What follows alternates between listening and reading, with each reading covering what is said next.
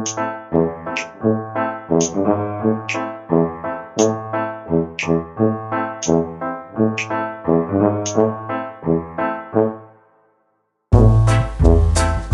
1957, la guerre d'Algérie continue et s'intensifie avec la bataille d'Alger.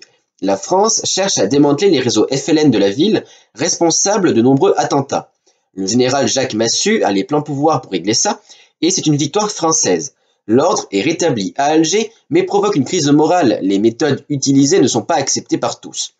Durant la guerre toujours, a lieu le massacre de Mélouza, un acte commis par le FLN contre les habitants du village de Mélouza sous prétexte qu'ils soutenaient le mouvement national algérien, rival du FLN, 315 morts.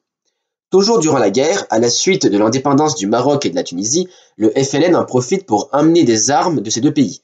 La France comprend qu'il faut surveiller les frontières et met alors en place la ligne Maurice, ligne de défense armée à la frontière tunisienne.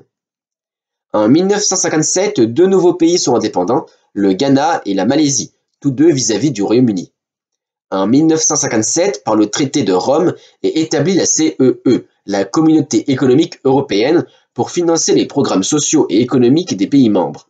Il s'agit tout simplement de l'ancêtre de l'Union européenne, composée au départ, en 1957, de 6 pays, la France, la Belgique, le Luxembourg, les Pays-Bas, l'Allemagne de l'Ouest et l'Italie.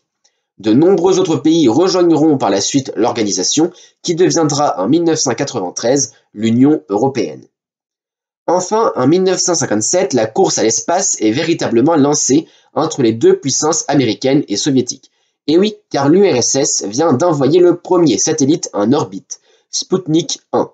Et la même année, c'est Sputnik 2 qui est envoyé dans l'espace avec à son bord Laika, le premier être vivant en orbite autour de la Terre.